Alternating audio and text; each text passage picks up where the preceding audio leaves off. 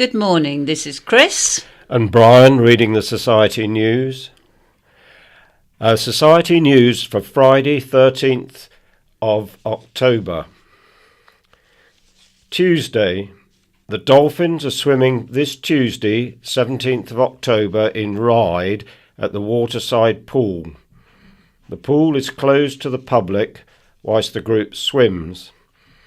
There are male and female volunteers to help you get in and out of the pool, as well as lifeguards to ensure your safety. To join the Dolphins, please call the Society first to notify us of your swimming ability. Wednesday. The Society Coffee Morning will be held this coming Wednesday, 18th of October. Come and join us for a cup of coffee and a chat. Why not bring a friend along as well, as the coffee mornings are open to all.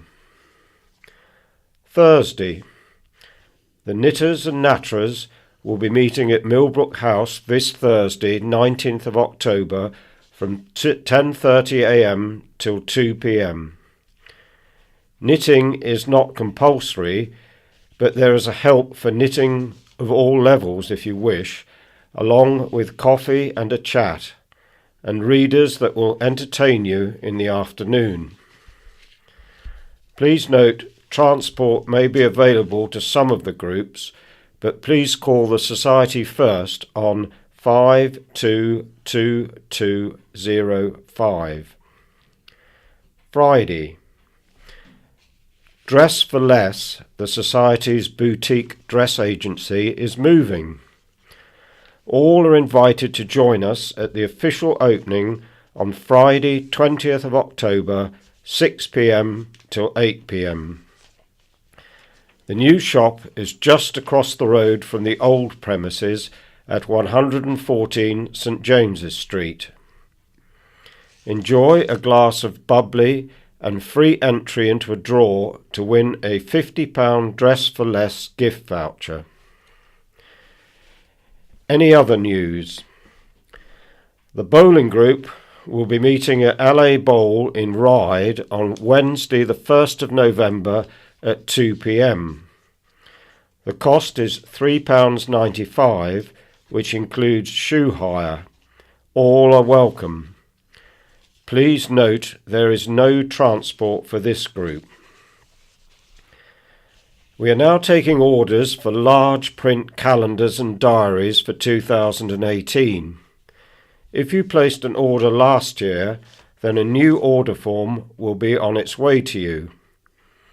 If you have not placed an order before but would like to, or would like more information, please call Laura Jasper, Centre Administrator, on telephone 522205 or email enquiries@iwsb.org.uk. The story writing competition is gathering momentum, so if you feel creative, why not enter, as there are some great prizes to be won. Entry forms must be returned by Friday the 10th of November.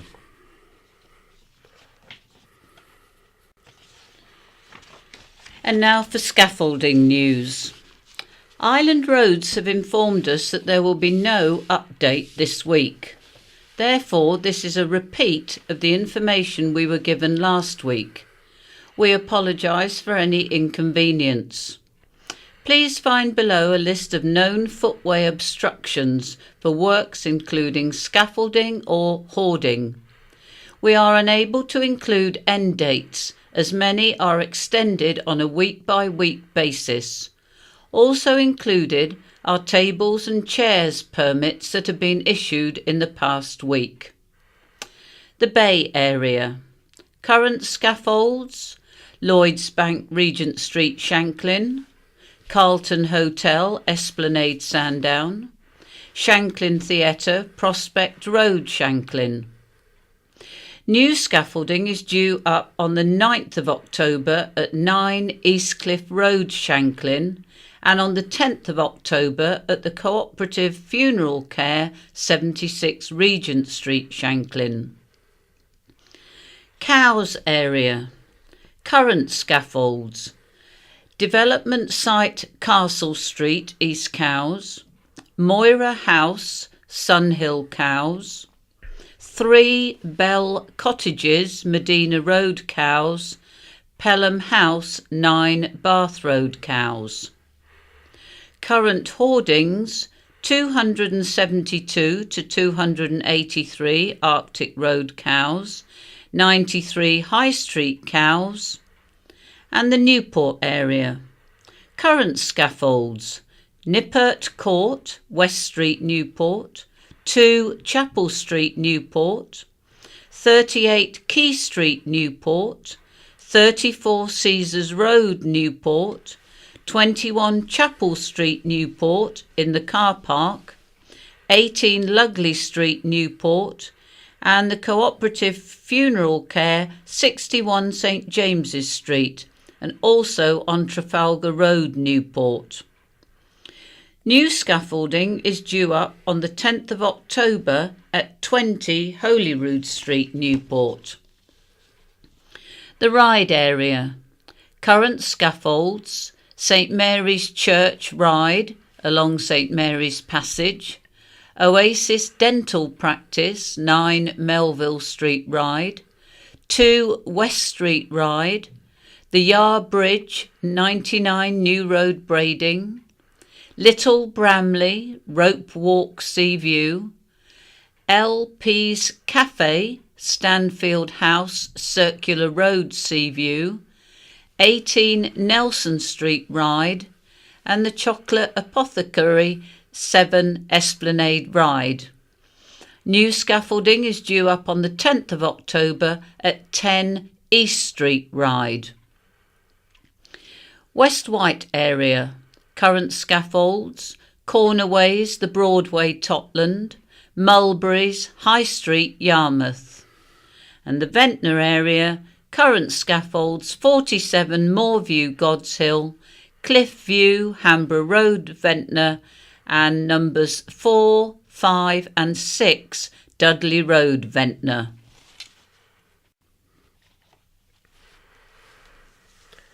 This week's In Touch.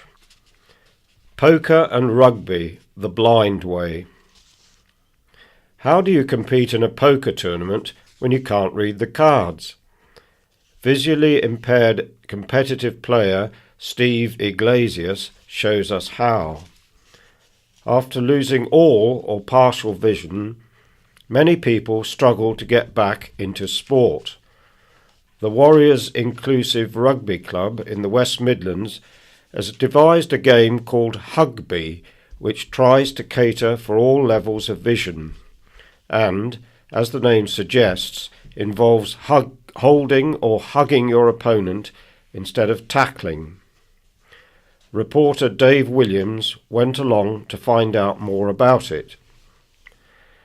The British Wireless for the Blind Fund has released a free device on which a set of apps called Bumblebee will let you play radio stations, listen to audio books and other online content by using only speech commands.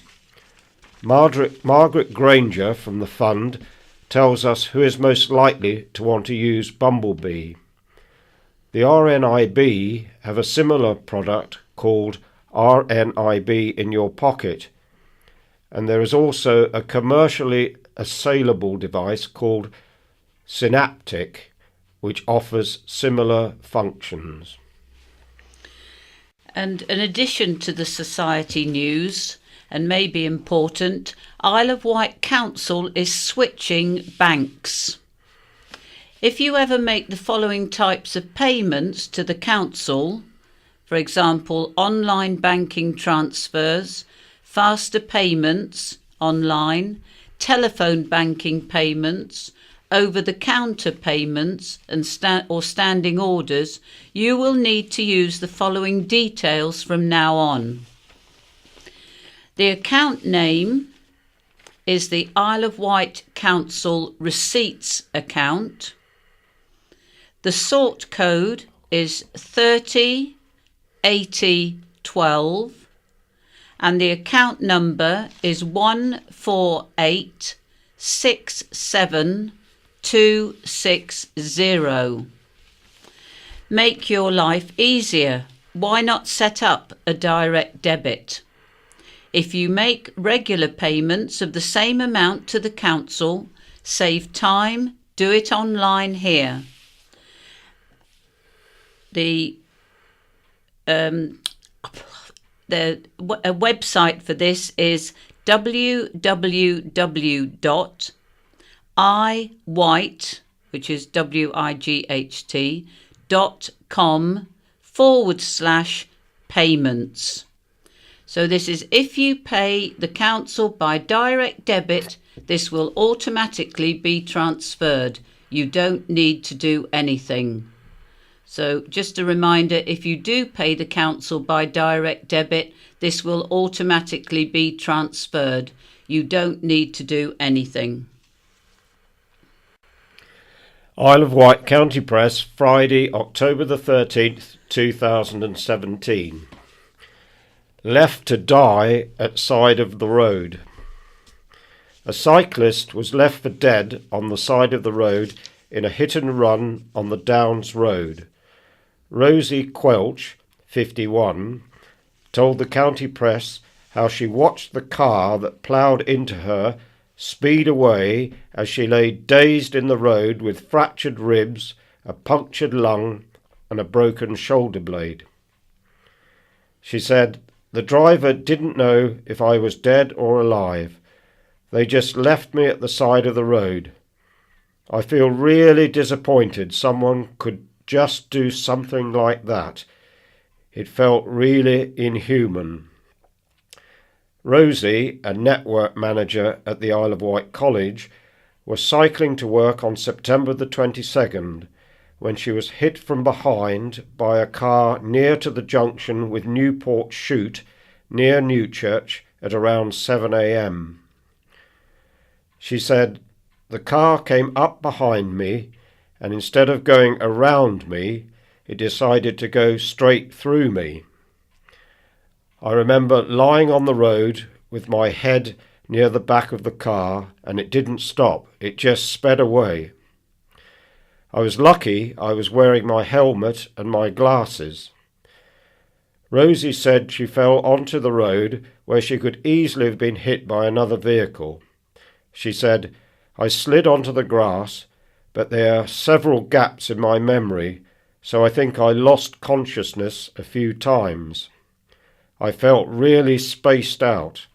I was really dazed and remember trying to get my phone and find one of my cycling shoes, but I couldn't use my right arm. It was really painful from the hand up to the shoulder and completely numb." Rosie's shoe was knocked off by the force of the collision and was later found by a pickup driver who stopped to help.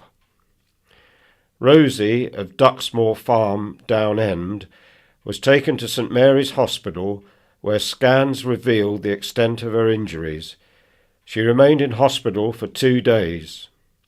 Her bike was damaged beyond repair. Rosie slowly regained the use of her right arm, although she said it still goes numb if she raises it up high. "I'm hopeful it will get better with physio. I think I just have to be patient," she said. Before the incident, Rosie had an active lifestyle, working out regularly and enjoying kickboxing, weight training and advanced yoga classes. However, she has had to take several months off while she recovers. "It will be next year before I can reasonably try to get back to doing the things that I used to do on a daily and weekly basis," she added. "I used to work out every day, so this is weird and scary for me." Police have launched an investigation into the collision and have appealed for witnesses or anyone with information to contact them on 101, quoting 441 703 68828. Boutique aims to create more cash for good cause. Less is now more for a charity. The Dress for Less charity boutique and dress agency is moving to larger premises next Friday, October the 20th, and has appealed for more volunteers to staff the shop. First established a couple of years ago to generate revenue in support of the Isle of Wight Society for the Blind, lead volunteer manager Julie Clifton used her experience in the fashion world to lead the boutique from strength to strength. Julie said, "The new shop will be open 6 days a week, Monday to Saturday, from 10 a.m. to 4 p.m.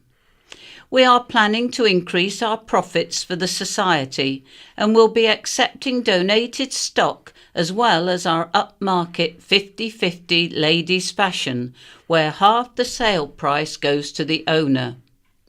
So many clients say they will take the stock not suitable for 50/50 to a charity shop, forgetting, or may not realising, we are a shop whose entire profits go to one of the long-established charities on the island and a shop run entirely by volunteers.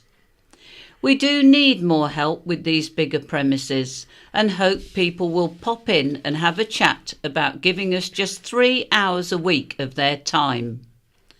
There's glasses of bubbly and a free draw entry for a £50 Dress for Less gift voucher between 6 p.m. and 8 p.m. on our launch night next Friday, October the 20th, at 114 St James's Street, Newport." Ollie defies the odds to succeed. A man who was given only a 20% chance of survival after contracting meningococcal septicemia as a teenager has proved there is life after severe illness.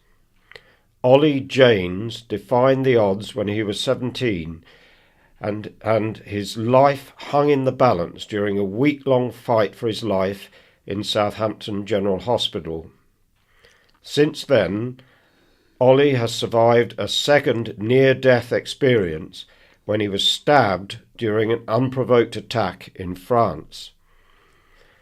Despite all this, Ollie has successfully trained as an airline pilot, married his fiancée Lani Belcher, a world champion in marathon kayaking, and has recently celebrated his 30th birthday. Ollie's mother, Shirley Cotton, said, "He has overcome such major obstacles in his life, and I think that was partly to do with having such a positive attitude. He knows nothing will come to you. You have to work for it and grab it with both hands." Ollie grew up in Sandown until age 11, when he moved to Bembridge, where his family still lives today. A tennis champion before meningitis, it was only 5 months later, with scarring and skin grafts, his family and friends encouraged him to get back on the court. That was one of the first steps for him on the road to recovery, to see he was still the same person, albeit with a few extra scars, Shirley said. He went on to be a qualified tennis coach and coached at Ryde Lawn Tennis and Croquet Club, sat his exams at school after doing an extra year, and got a place at Loughborough University. He qualified with a 2-1 in sports science and got a job working on super yachts. He worked on Roman Abramovich's boat, and it was during this time in Nice that he was stabbed during a mugging, which put him back in intensive care. He came out of hospital with another scar to add to his collection and decided to pursue a career as a pilot. He was accepted onto a cadetship with Qatar Airlines and now lives in Doha, Qatar, and has been flying from there since November 2015. Shirley said, "We are all so proud of Oliver as he has faced many challenges, dealt with them, made goals out of them, and focused on his end result, and learned many lessons in life along the way." Freshwater on screen. One of television's best-loved stars visited the West Wight to film her latest series. Dame Penelope Keith, star of The Good Life and To the Manor Born, visited Freshwater last Friday to see the sights and chat to the locals for her Channel 4 show. Armed with her beloved vintage Batsford travel books, it sees her travel to Britain's villages to discover what makes them special. In the fourth series, Hidden Coastal Villages, to be broadcast in the spring, she heads to the seaside. In Freshwater, she explored its rich history and the way in which it has adapted to the modern world. Among the residents Dame Penelope spoke to was Gail Middleton, who owns Mrs. Middleton's shop and the Rabbit Hole. Gail said, "I met with her at Dimbola Lodge in Freshwater Bay, and we discussed the history of the area. We went into what was the bedroom of Julia Margaret Cameron, who pioneered photography, and we talked about how Freshwater Bay came to attract so many artistic people in the 1800s. Julia would look out of the window, see the villagers, and later take their portraits. She was a great friend of Alfred Lord Tennyson, who owned Farringford just up the road, and he also posed for her. Tennyson's move to Freshwater Bay attracted many more writers and painters, and that is still the case now because of its beauty. We have so many talented people here, as we had then." Memories of a different world. Island Free School students teamed up with the older generation to record their memories as part of an oral history project. The project, coordinated by Carisbrooke Castle Museum and the Isle of Wight Council Heritage Service, saw around 60 students interview older people about their memories of times gone by. Students met up with the older people and helped them relive their past by using museum objects to stimulate memories. Lisa Curley of Carisbrooke Castle Museum said the older people involved were in their 70s, 80s and 90s, the oldest being 99. And the memories recorded are fascinating, from air raids to rationing, from getting the steam train to school to having the cane, almost a different world. The recordings are now stored in the museum's oral history archive and have been made into a book, Step Back in Time. Recordings and transcripts of the interviews can be found on websites, and students worked on a documentary which can be found on YouTube. Lisa, who co-managed the project with Estelle Baker of the Isle of Wight Council Heritage Service, said, "The project has had a huge impact on the participants. Pupils have learned new skills and developed their knowledge of the past through first-hand experience, and older people have felt valued, respected and young again. Their memories recorded are now saved for posterity." Hospital staff action praised. Broken sterilisation equipment left hospital staff unable to see across a room piled high with contaminated instruments.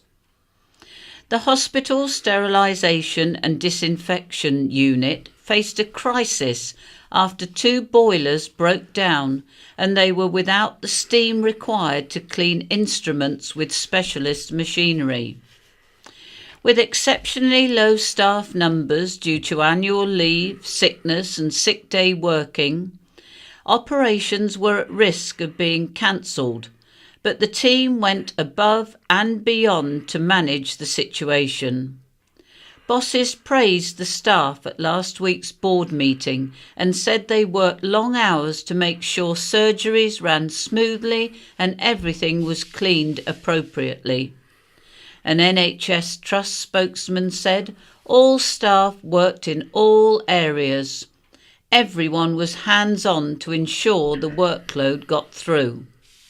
And despite the washroom being piled high in used instrument sets and staff not being able to see across the room, they remained calm and cheerful under great pressure. The teamwork was outstanding. The incident happened at the start of August. Dogs delight as beach ban comes to an end. Golden retrievers and their owners filled Ventnor Beach for the annual October meet.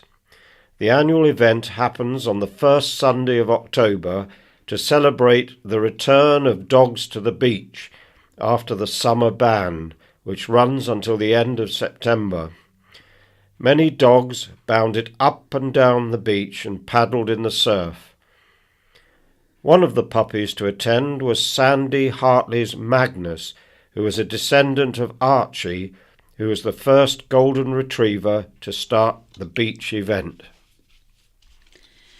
Adam's letter helps save Santa Saturday. Christmas has been saved in Shanklin, thanks to one schoolboy's heartfelt letter. 10-year-old Adam Farley put pen to paper following the cancellation of the town's annual festive fun day. Adam pleaded with Shanklin Mayor Councillor John Gilby and the town's Carnival Committee and Rotary Club to arrange something fun for youngsters during the festive season. In his letter, Adam, a pupil at St Blasius Primary Academy, wrote, "I know Shanklin children really enjoy seeing Father Christmas in the town, as well as singing carols and getting ready for the Christmas holiday, and it would be really sad if Shanklin didn't have something to look forward to." Adam's letter was enough to prompt a positive response, with the town council funding Santa Saturday on December the 9th.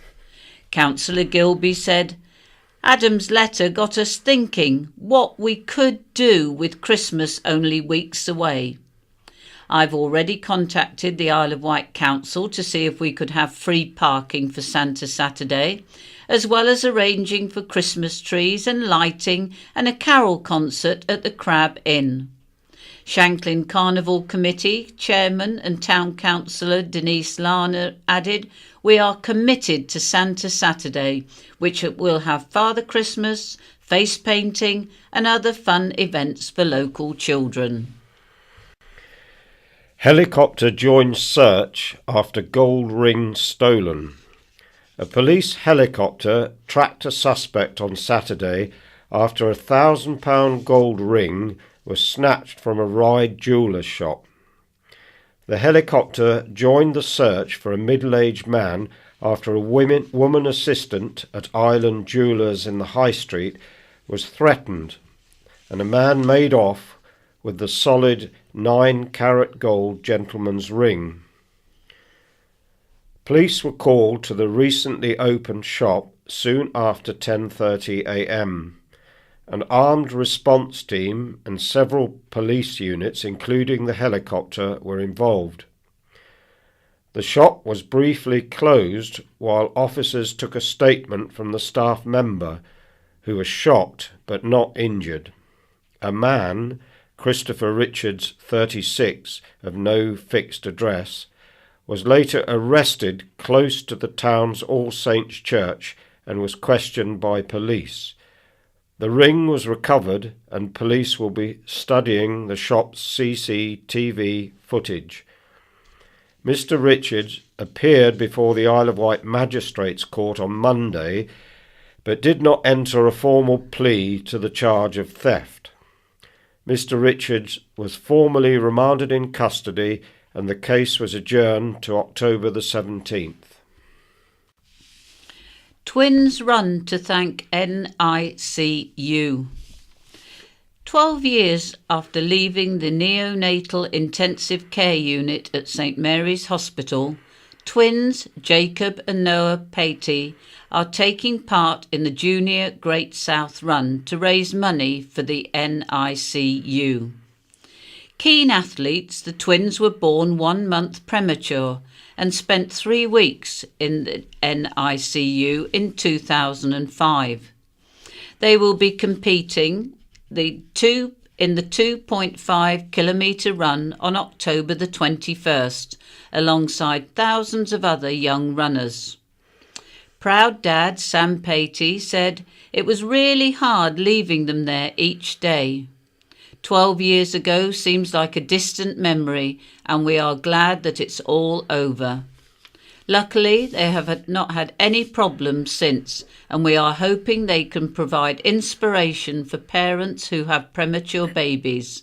The whole family is so proud of them. The family live in Carisbrooke High Street and the boys attend Christ the King College.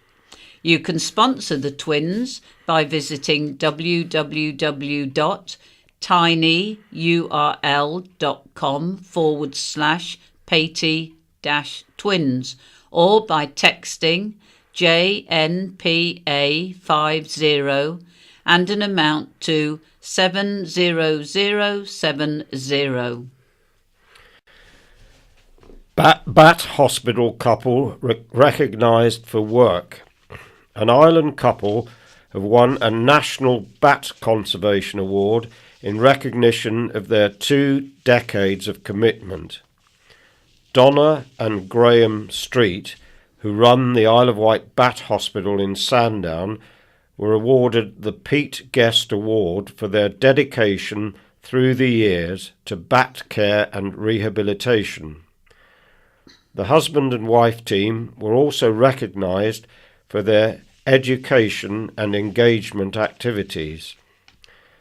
Lisa Warledge, head of the Conservation Services for the Bat Conservation Trust, said, "The nominations for the Pete Guest Award never fail to inspire me with the incredible practical contributions that are being made to bat conservation all around the British Islands."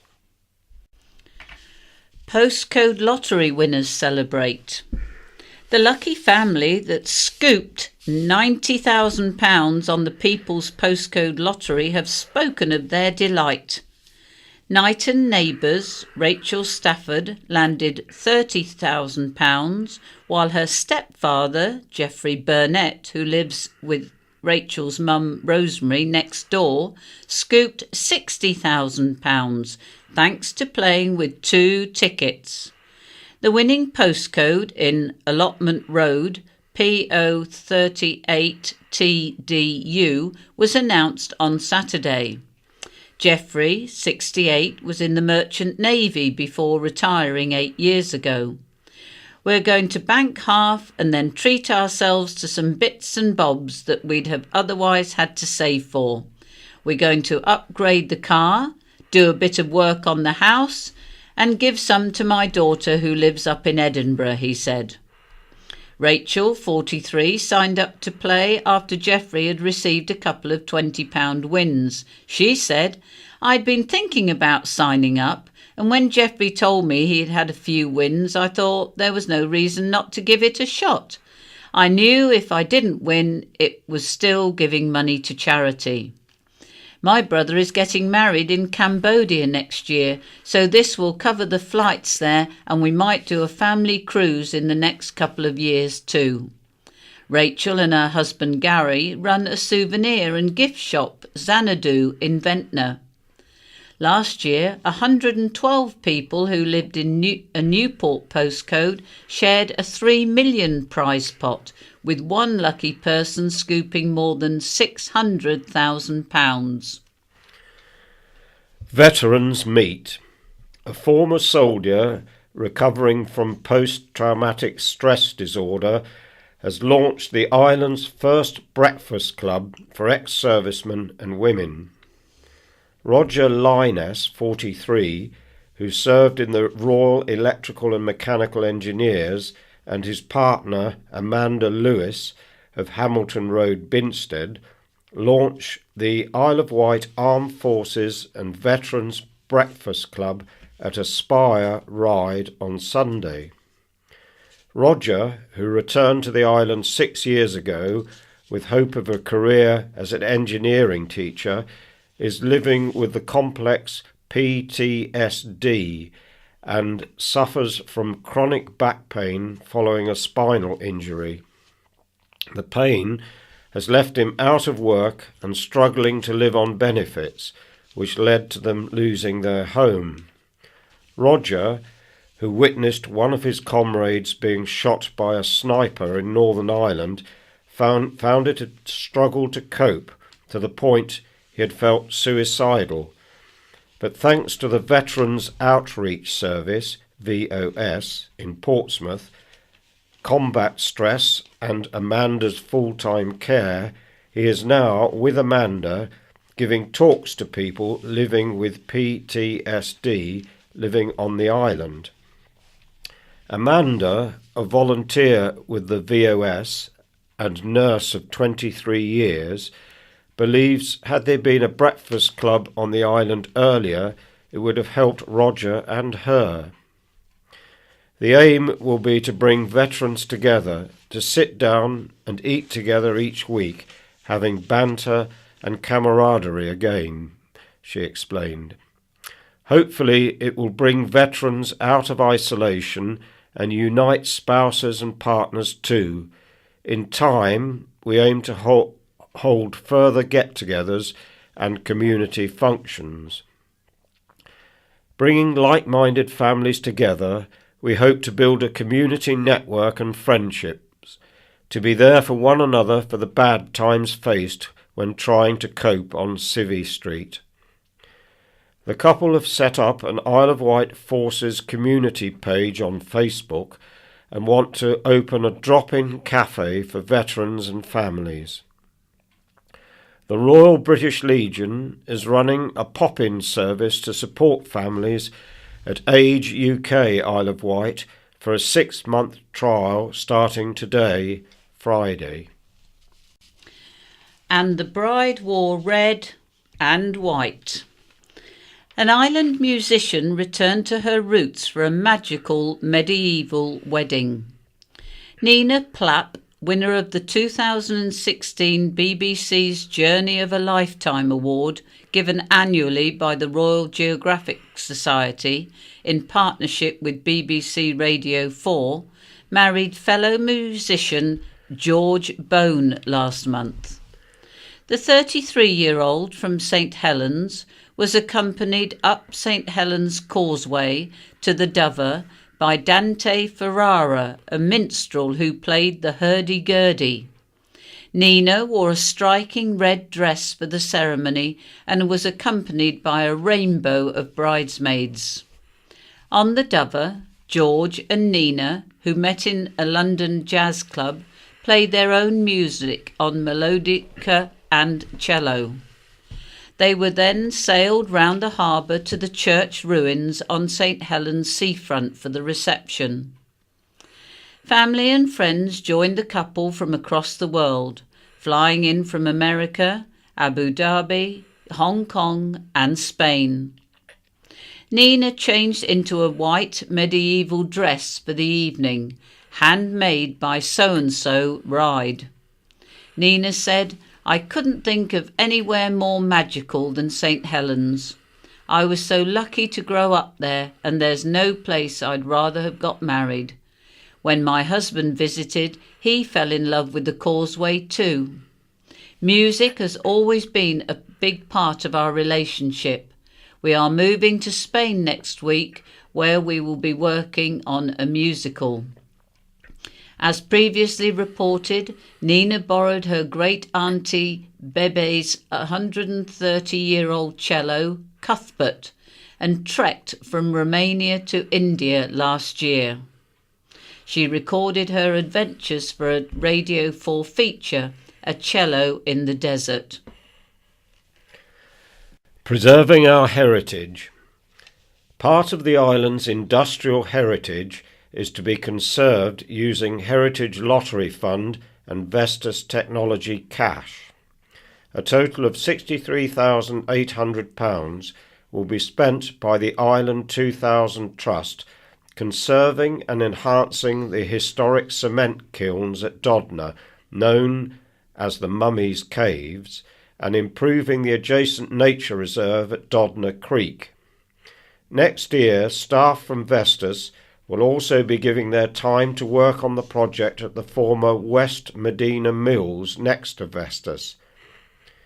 It is designed to help people visit and enjoy the nature reserve and the rich industrial heritage of the area, and especially to explore the kiln structures, which date back to Victorian days and were once a key part of the island's industrial economy. The tales of the mills, cement, renewable power and nature will also be told. Island 2000 Chief Executive Graham Biss said, "Cement is more interesting than you think." Our development phase has inspired people and businesses who want to be part of this project to learn new skills, preserve heritage and tell their story. Alongside the kilns in our Gift to Nature Reserve at Dodna Creek, we will improve access and work to protect the wonderful wildlife of this special site. Dolphin visitors to the island. A pod of dolphins was spotted off Bembridge Ledge on Sunday afternoon. They were seen by Rebel Marine during an afternoon rib trip. The pod were also spotted by the Seapot Cafe heading towards Ventnor. Dolphins are regular visitors to the Isle of Wight waters, and earlier this year a solitary dolphin spent time in the Medina near Cowes. Sadness as theatre flower troughs reduced to rubble. Award-winning flower troughs, which have brightened Shanklin Theatre, are now piles of rubble. Members of the Friends of Shanklin Theatre, FOST, who have helped make the front of the historic venue bloom, were devastated to see concrete troughs reduced to rubble. 24 planters were removed from the theatre's terrace to make way for £12,000 of repairs and refurbishment. The trust responsible for the building's preservation said the heavy concrete planters had affected its structural integrity. The move comes days after FOST volunteers scooped a Royal Horticultural Society Silver Award for their floral displays. Volunteer Mike Crowe described the Trust's action as sheer wanton vandalism. He added, "All of the flower troughs have now been smashed and are in a skip in front of the theatre. Many hours were put into make the troughs look wonderful and the theatre welcoming at no expense to the theatre. The Theatre Trust had previously said it was not financially viable to remove the troughs intact." Hunt for the boys from Chelsea. Made in Chelsea, Spencer Matthews and Jamie Lang have enlisted the help of their friend Tom Montgomery Swan as they made a hasty getaway from Bembridge Harbour. The Isle of Wight became a safe haven for the celebrity fugitives on a TV show on Tuesday. Celebrity Hunted features 8 stars trying to evade capture for 14 days while being tracked by a team of specialists. Made in Chelsea's Spencer Matthews and Jamie Lang, along with Annika Rice, decided to head south to the island to hide from the hunters. Spencer and Jamie left central London, jumping in a helicopter heading towards Bembridge Harbour. However, as they sat sipping champagne in celebration on a yacht, they were quickly tracked by the hunters and a chase ensued across the Solent. Spencer and Jamie shook off the trackers, speeding safely into Portsmouth Harbour and continuing their expedition. Broadcaster Annika Rice, who has links to Seaview, hitchhiked a lift on her way to the island. Celebrity Hunted continues on Tuesday. And it's goodbye this week from Brian. And also from Chris. Good morning, this is Madeline. And good morning from Leicester. And we're doing the second half of Talking News. And we're starting off with letters. Bembridge Rose Damage Village from Wilhelmina Hagenol at Bembridge. Can I just say how bored I am with the Bembridge Council bother? The councillors almost look like real politicians, a bunch of self-obsessed and bickering prima donnas who make empty promises, only have their own interests in mind and do not give a moment's thought to the effect of their actions on the village they are supposed to represent. It is appalling that in this age of huge national uncertainty, enormous international threats and devastating disasters and human suffering, this small group of local people cannot manage to work together in a peaceful, mature and constructive way. Maybe all of Bembridge Parish Council should do the right thing, hand in their resignation and leave the management of this lovely village to people who really care before all this negativity and personal point scoring becomes detrimental to Bembridge and its residents. Looking for island couple, and this is from Andrew Marsh in Lancashire. The CP is possibly my last hope of finding a couple I worked with in the late 70s. For sad reasons, we lost contact, and I'm wondering if you can give me any pointers, please. They are Eleanor Wendy Smith, aged around 63, and Alan D. Smith, around his mid-70s.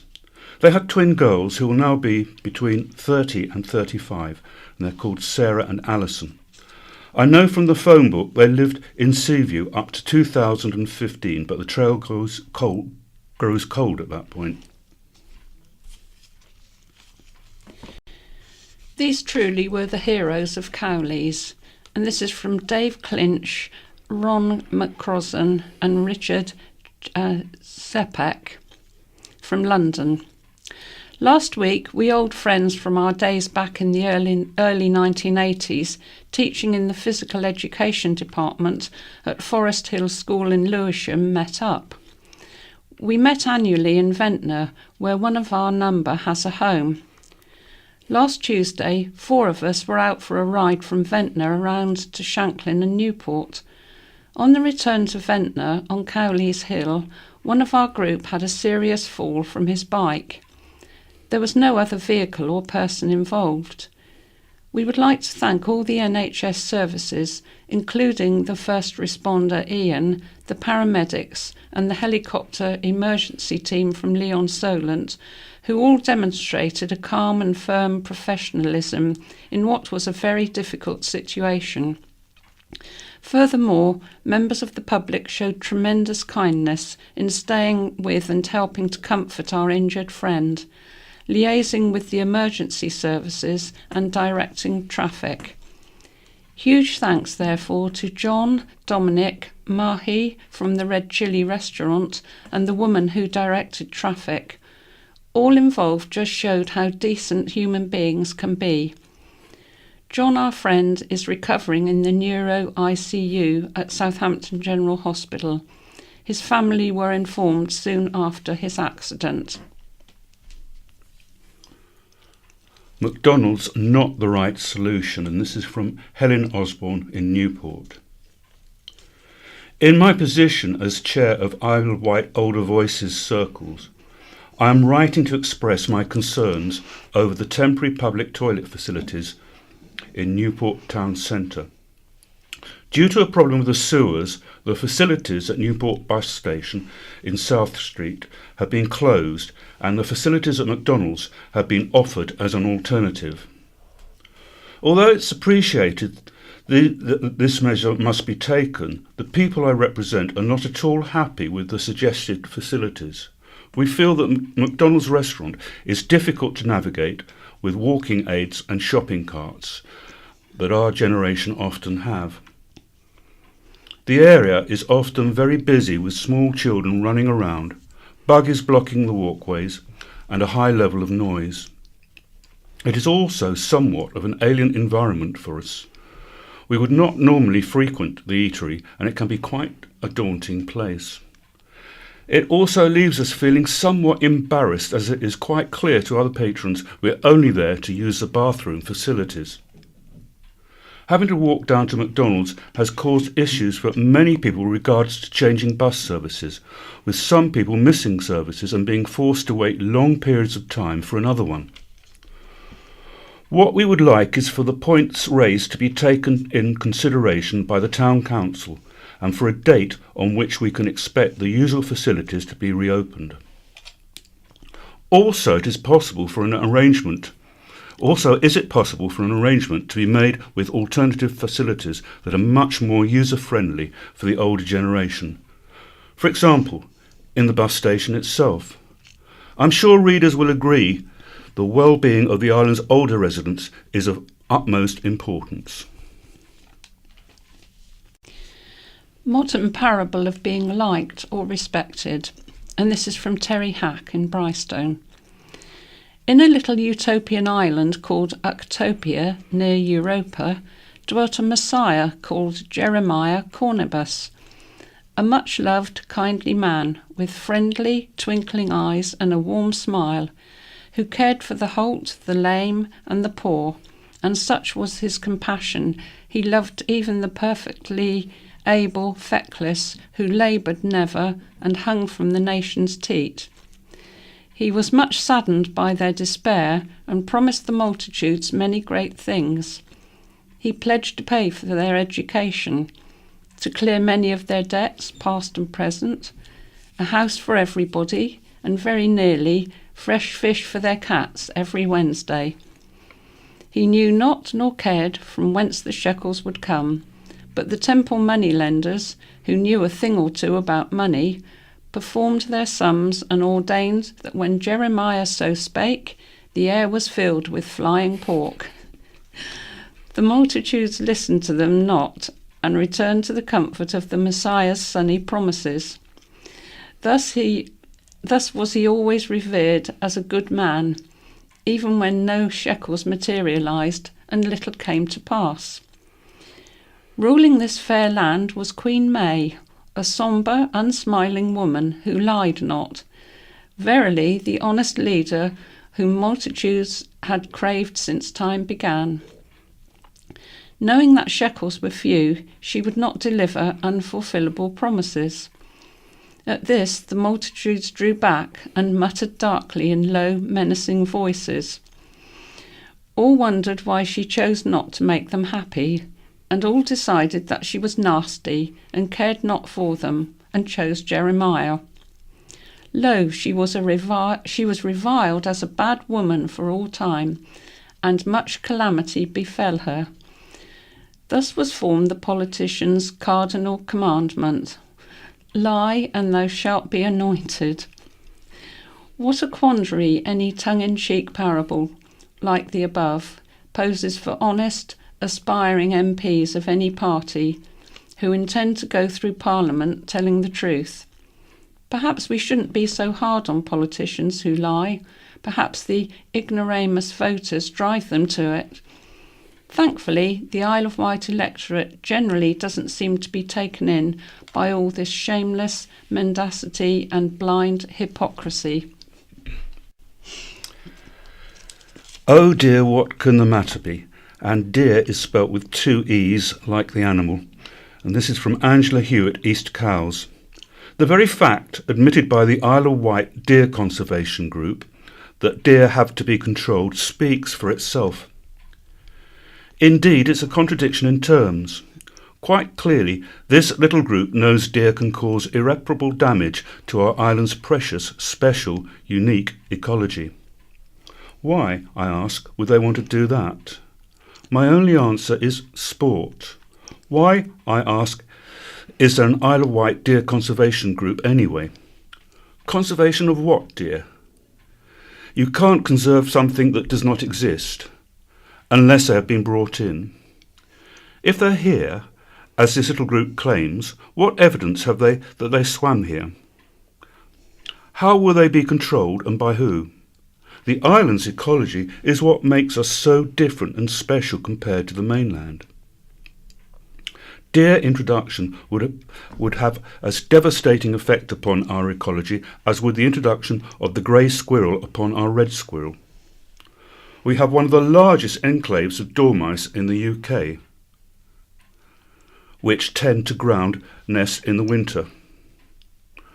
Our understory, as Ray Mears has advised, is what makes us so special because it supports numerous ground nesting birds, all of which will be seriously compromised by deer introduction. All island conservationists agree deer introduction would devastate their biodiversity. Surely they would know more than Tim Brayford and his self-appointed group. We need to protect and enhance the wildlife habitats we have and not put them at risk. What next? The Isle of Wight Wolf Conservation Group? Caring staff, and this is from Jan Hendy in Ryde. I have recently come out of hospital having had a total knee replacement. Having seen so many negative letters regarding our hospital at Newport, I felt I needed to write and say what wonderful treatment I received on Elverston ward. The staff were supportive and took such good care of myself and ours on the ward. They were professional, helpful and compassionate. I really couldn't have been in better hands. I do realise not everyone's experience is a happy one, but on this occasion I felt doctors, nurses and patients would like a positive letter. I can't thank them all enough. And this is another letter praising the service on the Isle of Wight. It's from Ian Pratt in Ryde. Proud of services. Having just lost my mother at the age of 96, I wanted publicly to thank St Mary's Hospital and the Earl Mountbatten Hospice for the wonderful care to her in the last few weeks of her life. It's often easier to criticise when things go wrong than to praise when excellent service is received. We have a hospital and hospice to be proud of on the Isle of Wight, and my family and I will always remember with immense gratitude the superb care given to her.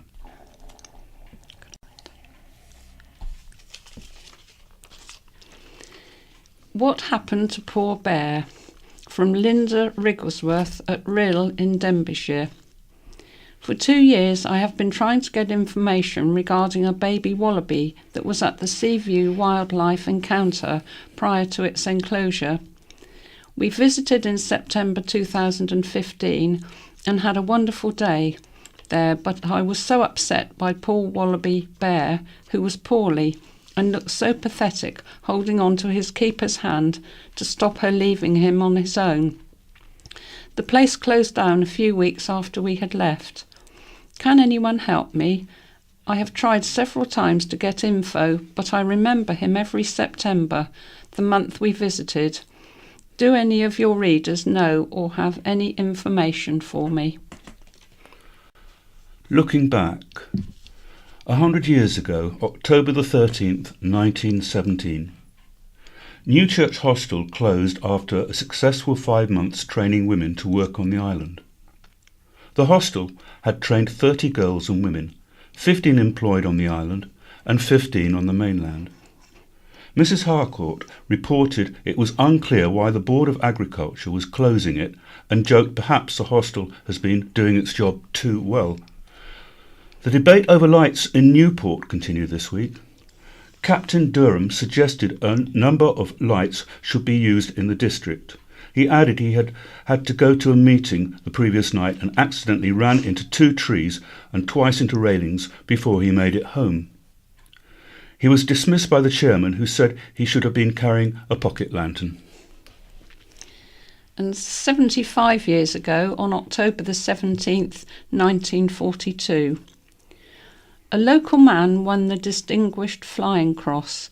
It was awarded to acting squadron leader Charles Alfred Cook, a night fighter pilot who fought in the Battle of Britain. During the battle, his own plane caught fire and he was forced to bail out. However, after a short time, he was back in service.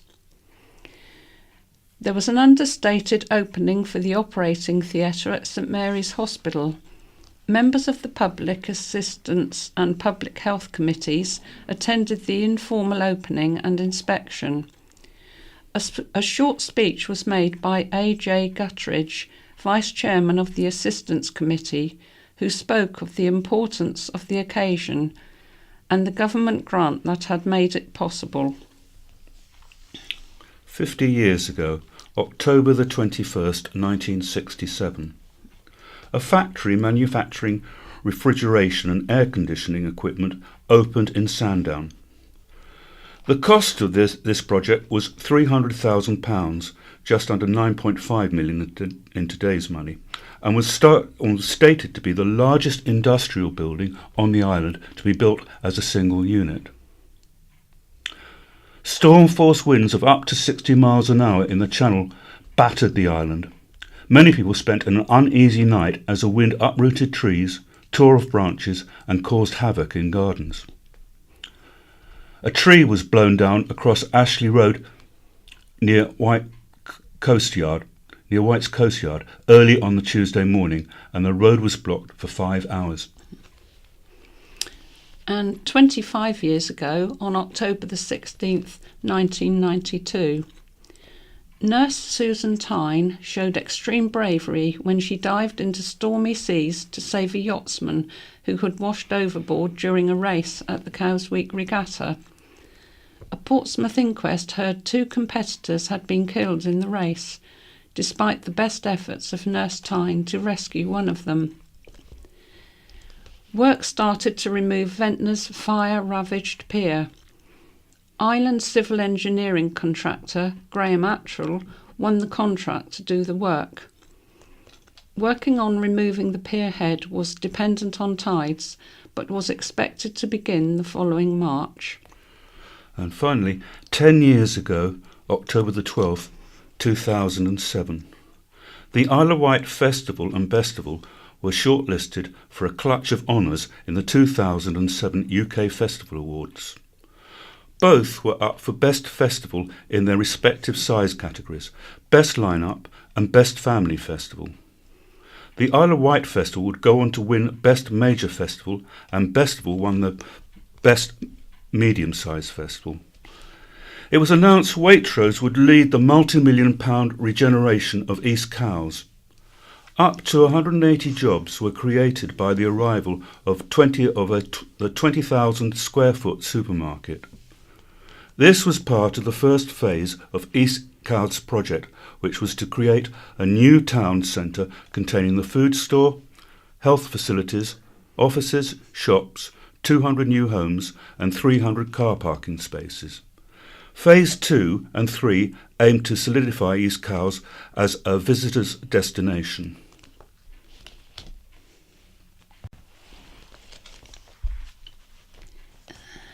And now we have some Wight memories. Classic Isle of Wight motoring. A new book traces the people and changing times behind the DL number plate on Isle of Wight vehicles. In terms of significance, the letters DL are only bettered by IW. DL was, of course, the truly local part of the number plate denoting registration in the island before we were subsumed into Hampshire. Vehicles with that registration and the stories that surround them were the subject of Mark Chessel's book DL, Isle of Wight Motor Vehicles, 1896 to 1938. Now there is a sequel, DL, The Classic Years.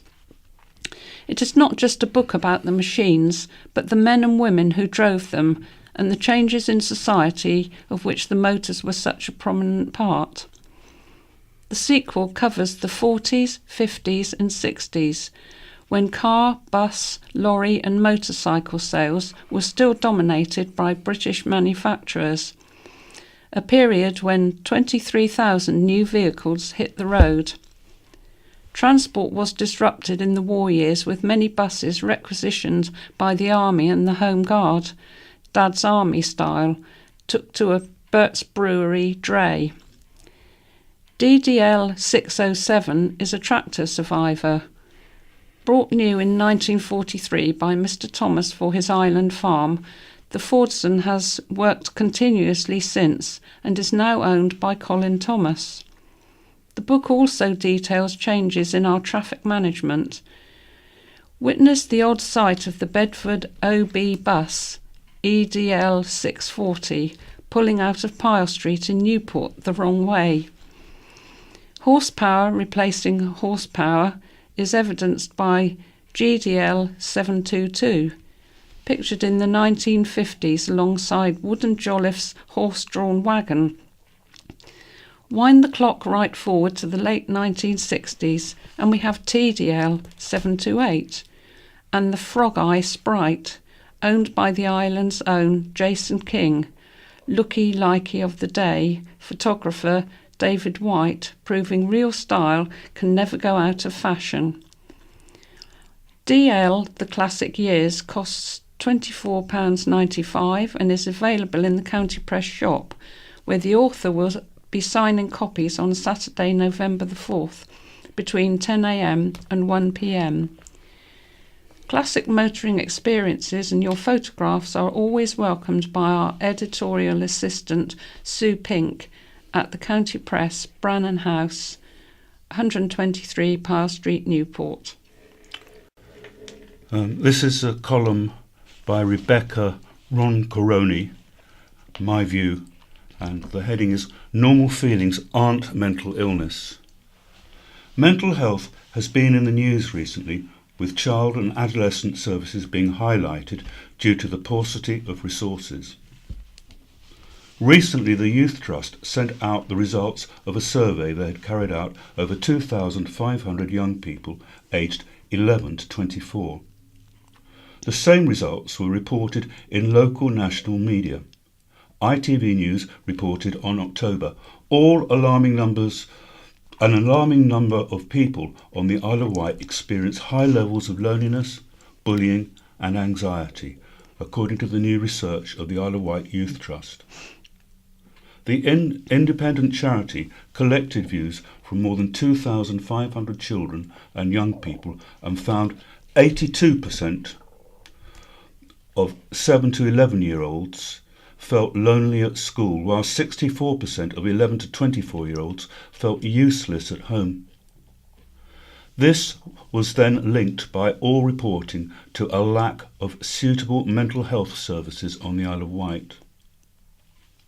When I looked at the survey results released by the Youth Trust, I found myself feeling perplexed, frustrated and irritated. Looking on their website, I could not find the questions or methodology. All I could find was the following infographic pictured, and that gives various information that she already knew.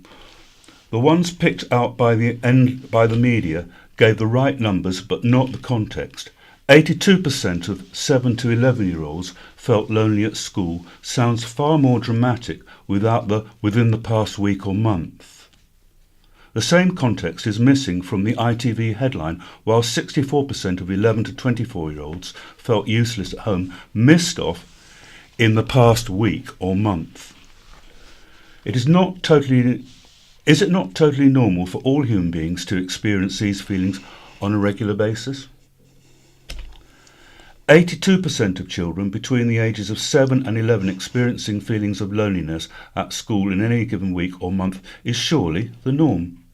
If 64% of young people aged 11 to 24 have felt useless at home within the last week or month, it's probably because at the moment they were being useless. Young people are not renowned for their housekeeping methods. I absolutely know we have a serious lack of resources for mentally ill young people. I worked as a psychiatric nurse for 4.5 years with teenagers in a care home, some of whom were extremely ill or traumatised, desperately trying to plug the gap between need and availability. It was almost impossible to get a young person seen by the children adolescent mental health service unless they were very, very unwell.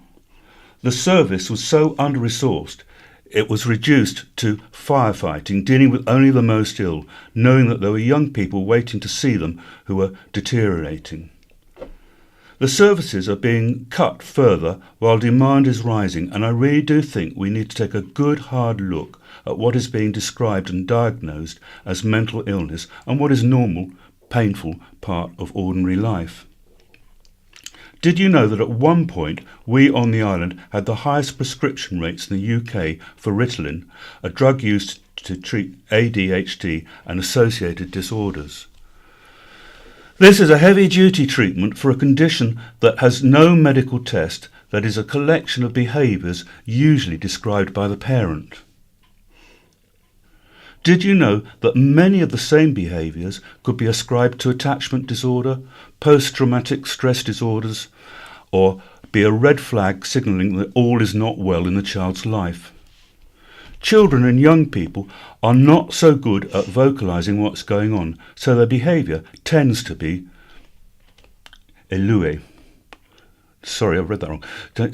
So their behaviour tends to be the clue.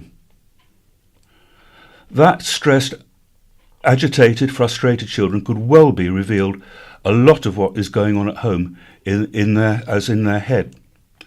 To label the behaviour an illness and medicate it without doing thorough assessment of what is going on is tantamount to child abuse, in my view.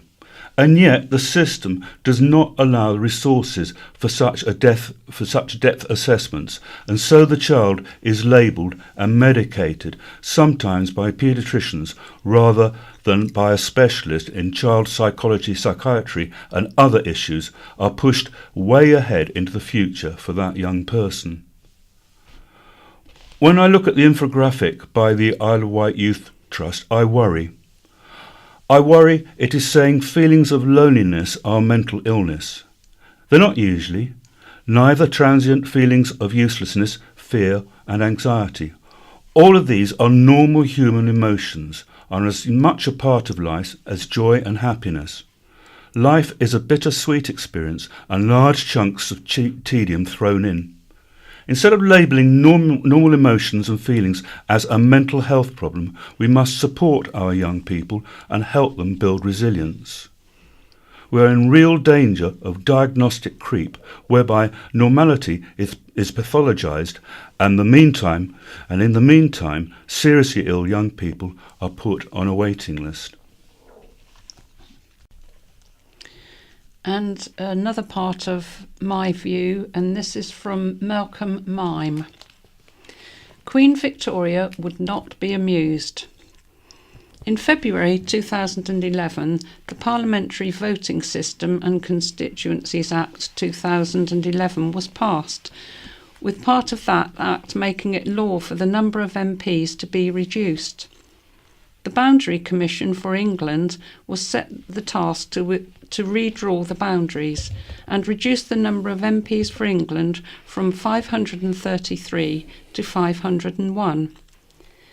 There have been a number of stops and starts over the past 6.5 years, but on Tuesday, the Boundary Commission for England will be publishing their latest proposal. Although the number of MPs are going to be reduced, we already know the BCE will be proposing to actually increase the number of MPs on the Isle of Wight from 1 to 2. But what we don't know until this new report is published is exactly how they are proposing to split us in two.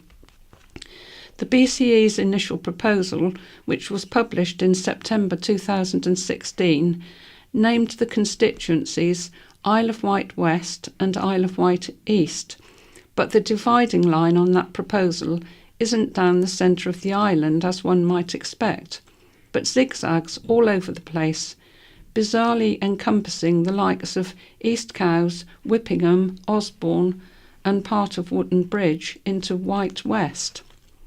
You could be forgiven for presuming, following the initial report of September 2016, there would have been hundreds of letters objecting to such a proposal, particularly from Wootton Bridge residents whose village will be split in two by the boundary. However, a quick look at the BCE's website shows there were only a handful of objections, so rather worryingly, the likelihood is Tuesday's proposal will look exactly the same as the initial one.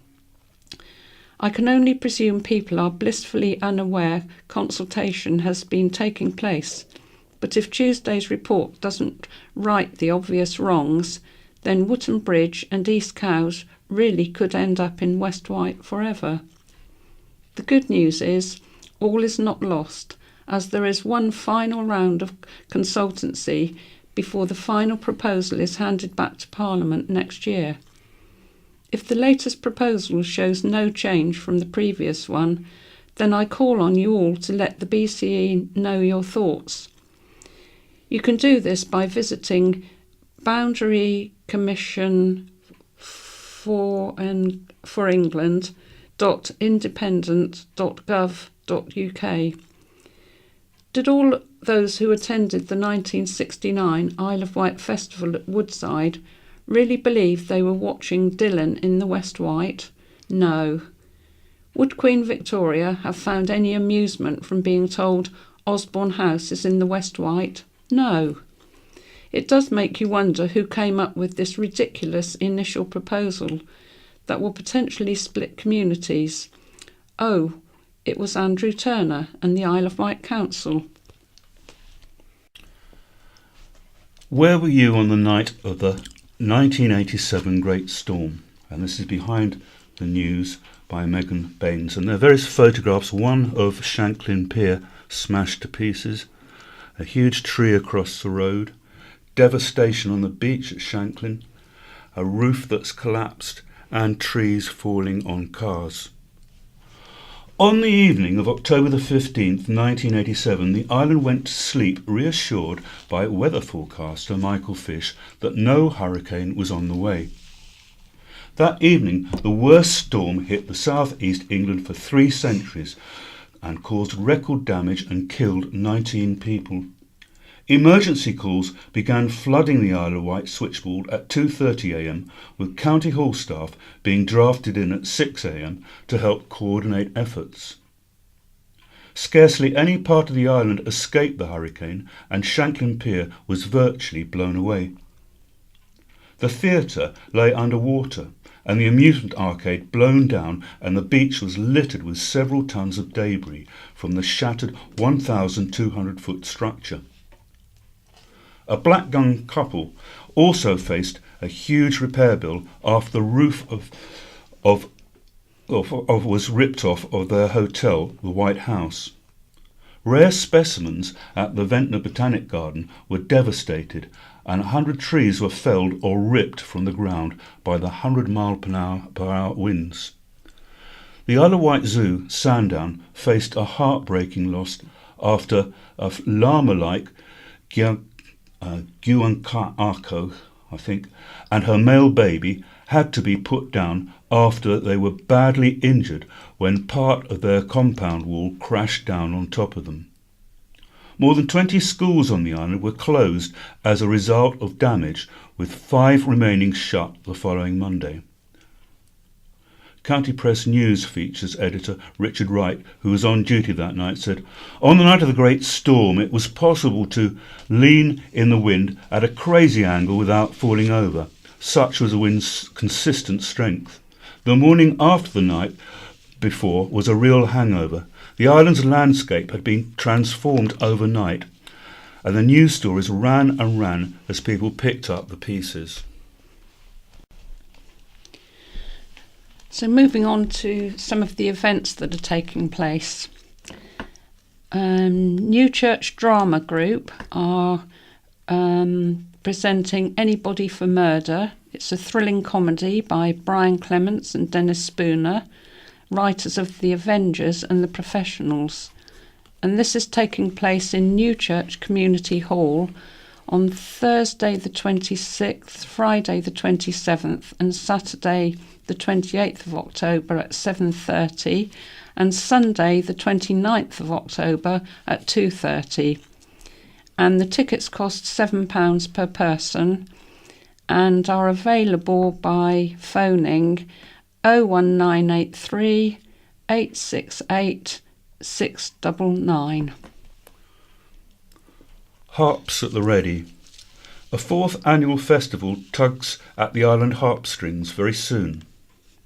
Harp on Wight takes place in various venues in Ryde from next Friday, October the 20th to October the 24th. The festival consists of concerts, teaching workshops and an exhibition at Ryde Methodist Church of harps made by national manufacturers. The opening concert takes place at All Saints Church at 7:30 p.m. next Friday, featuring the festival's newly appointed patron, Anne Denholm, the officially appointed harpist to the Prince of Wales. There is again a real international flavour to the concert programme. It features 2 other leading Welsh harpists, Robin Hugh Bowen, Welsh triple harp, and Ben Creighton Griffiths, jazz fusion. Also performing are Scottish harp virtuosa Savona Stevenson and the charismatic Italian harpist Adriano Sagitento.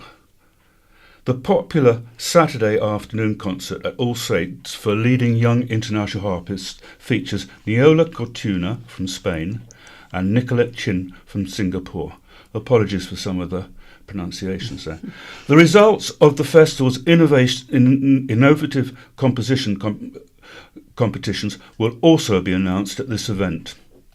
The teaching workshop programmes includes 2 opportunities for beginners to come and try the harp.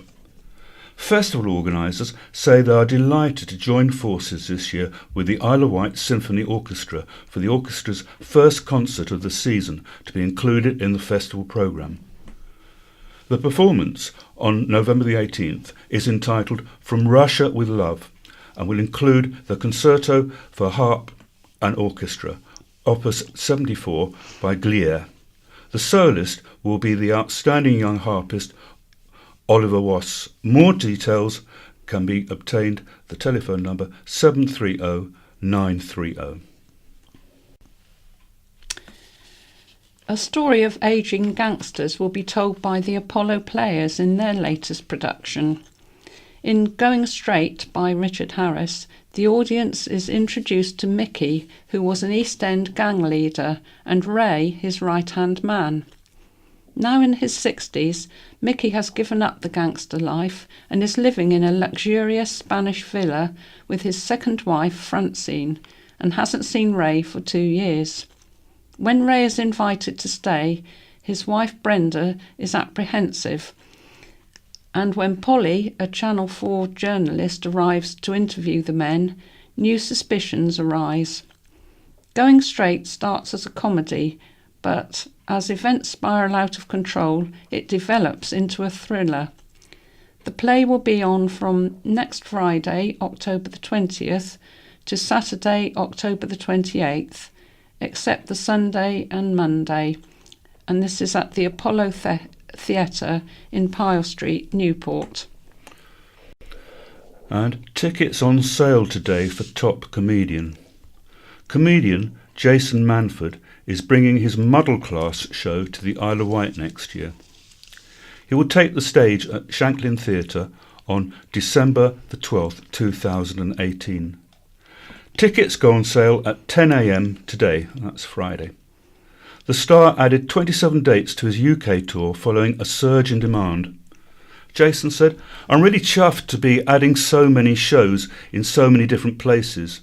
I'm sure I must be covering the whole of the UK and Ireland by now.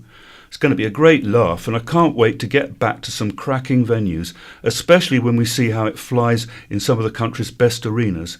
Come along, bring your pals, your teenagers, your folks, and I promise we'll have a cracking night together.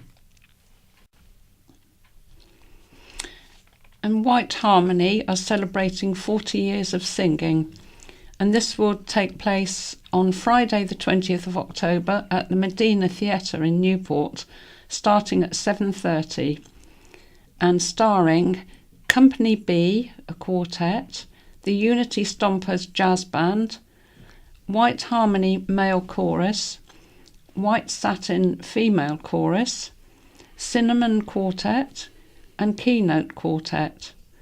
And the tickets are £10 for adults and £8 for OAPs and juniors, and they are available on 823 884.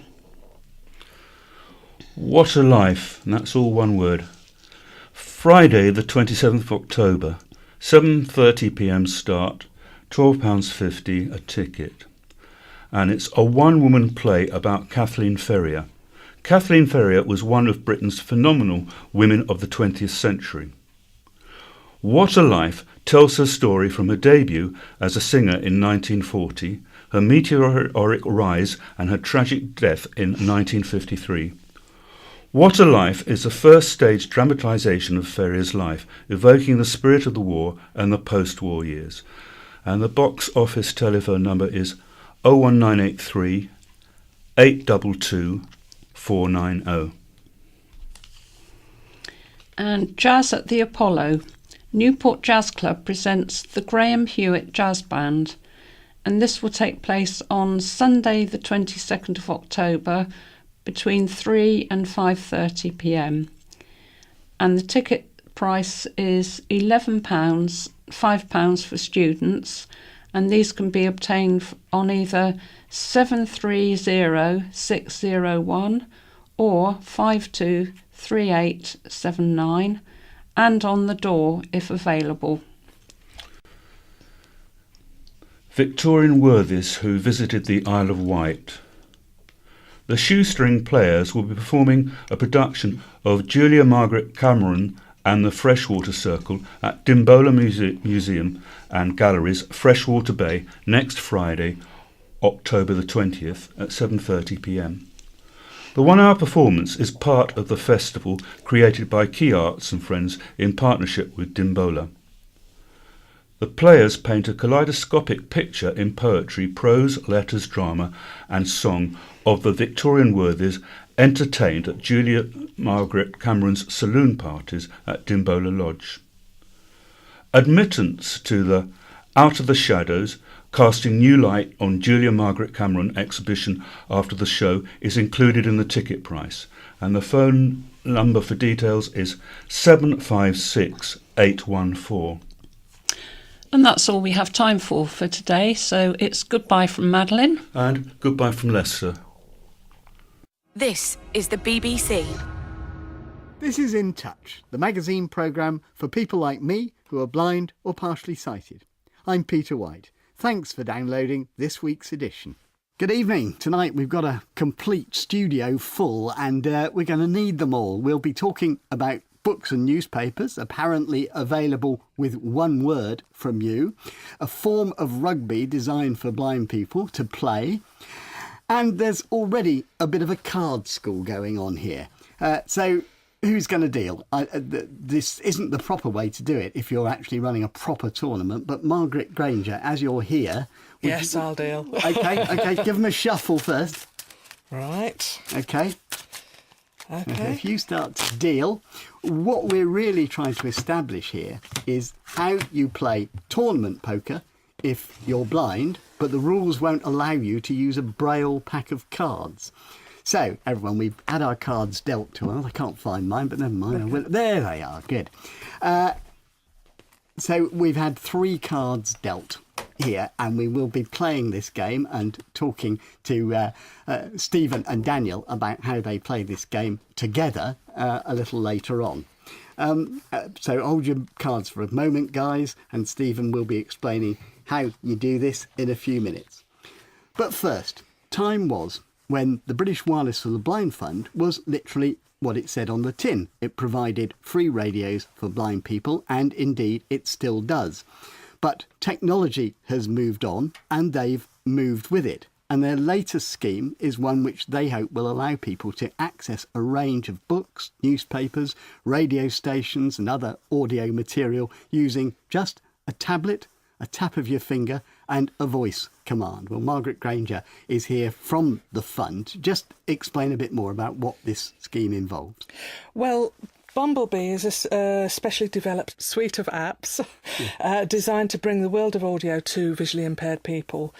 We had a look at the national statistics, and people who are over the age of 75 who have already lost their sight, according to the national statistics on broadband use, 75% of them do not use the internet. However, if we look at those aged 65 to 75 who've already lost their sight, or maybe losing their sight, or have the potential to lose their sight, 75% of them do use the internet. So you're trying to provide something for this generation now, which is not comfortable with the internet, and I understand from the stats, doesn't really plan to become so. That's true, but also the young at heart, the 75 plus, who have no experience of the internet. We want to engage with them and help them learn and understand, because it brings so much to people that we feel they should have the opportunity to look at it. So that's who it's aimed at, and exactly what will they be able to access? Well, on our suite of apps, we have books, local talking newspapers, we have a community section, and podcasts, all sorts of things they can listen to, as well as radio, which we're known for. And when you say community section, I gather the idea of this is that it'll kind of be some kind of closed system where people can talk to each other. Absolutely. We're still building it at the moment, although the app is available. And what you can do is leave an audio message, and it will be available under certain titles. And then people can talk to each other in a safe environment, because you don't actually know who else is there, what their name is or their address or anything like that. Now, it's interesting that you're doing this, because it is a departure from what you've done in the past, although you have been streaming things. Mm-hmm. But you're not alone in this field, are you? You know, the Royal National Institute of Blind People is now offering RNIB in your pocket, which gives people its own very large talking book collection. That's right. And also newspapers and magazines, and more besides. There's also Synaptic, which is a commercial system. Mm-hmm. Have you rather missed the boat? I don't think so. I think we have more content on our suite of apps than anybody else, because we have local talking newspapers. We do have books. They are e-books, although we are wanting to increase to human voice. So we do, and podcasts as well, of which there are hundreds of thousands. But of course, the biggest audio library, specifically for blind people, is the RNIB one. Have you got them? We haven't got them. We would love to have their books on our app if the door is always open. Won't people who aren't yet online find their own solution rather than one built for them? What we're aiming for is people who like the idea, can't afford it themselves, and we give them an opportunity with a free piece of equipment to access all the audio. And I suppose that is important. You are a charity and it is free.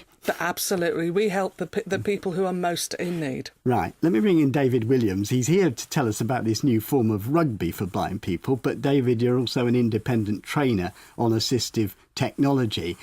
What do you make of this idea? I certainly recognise the problem that you described, the over 75s perhaps missing out. Many of those people obviously just don't have an appetite for anything new. I can imagine taking a new gadget to my gran and she'd just say, "Take it away, David. I just don't want to know." And then I'm listening to you talking and I'm trying to grasp what it is you're describing here. So it's going to be even harder there. So it's a suite of apps, but then there's a piece of equipment. We provide the suite of apps on a piece of equipment. How much demand do you anticipate for this? Well, if I can just say that our service is standard against radios and this equipment, and we provide all the training completely free of charge until the person is comfortable using it. We're aiming for up to 5,000 over the next 5 years to be available. OK, let's just leave it there, but don't go away, Margaret Granger, because you're going to need your poker hand in a minute. But not before we find out about another potentially dangerous game. Most sports have been adapted for visually impaired people, but rugby? Well, it's happening. And Dave Williams, you went along last night in Worcester to see it in action.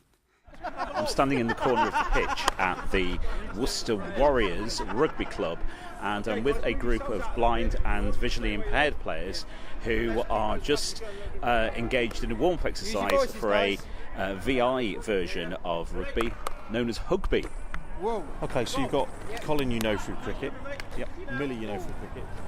Why is it called Hugby? Because when you tackle, you're effectively doing that. Hands around the back, slowly stop your opponent.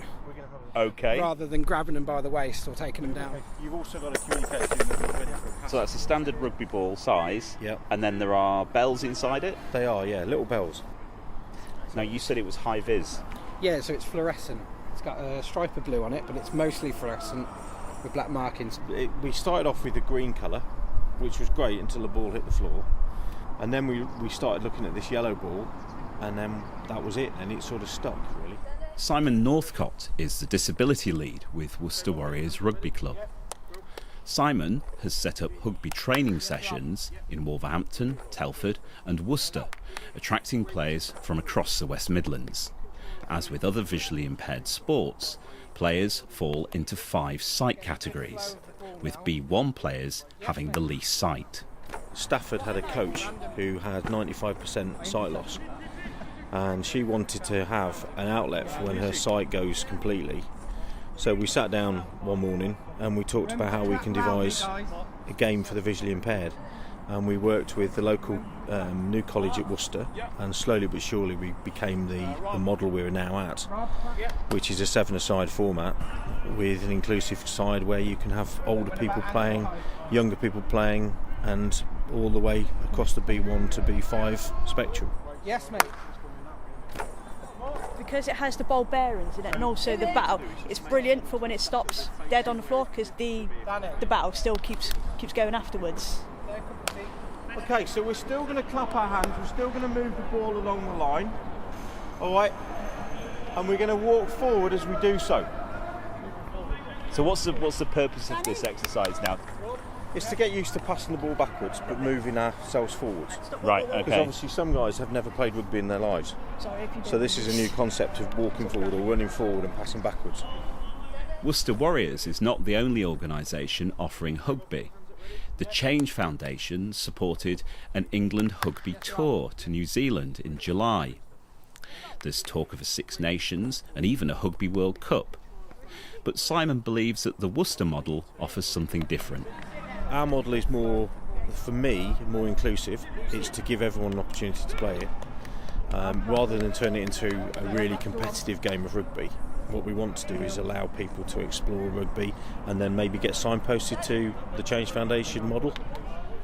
While all players have some visual impairment, some have additional disabilities. For example, Rob is severely hearing impaired. I like football, but with blind football, the ball's always on the ground, so it's difficult to hear the ball, I think.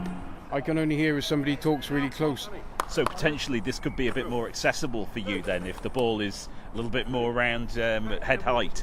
Yeah, I think, I'm hearing the ball, it's all new, so it's all about getting used to it and being confident, Barriers to participation in sport are often encountered before we get near the field of play, as Lucy explains. Confidence is a major issue, even just going to their local gym or something, because they're worried people will think they're different, and also transport's another big issue. Like today, I've had a lift up here, but I'm probably going to have to get a taxi back because it's dark now, so walking back wouldn't be an option.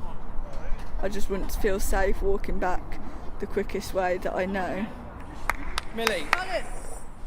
We're just going to do some hug practice. When you tackle a player, you essentially put your arms around their shoulders. Yeah, it becomes a hug, if Right. you like. Okay. It's to try and stop the progress, but to make it a little bit more than just a touch game. How do you manage the health and safety aspect? I mean, you must get collisions of heads and things like that. Yeah, we've put risk assessments in place.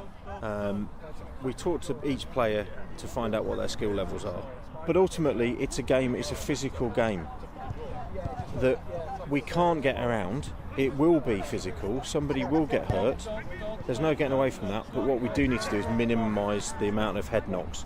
Do you understand the rules? Kind of.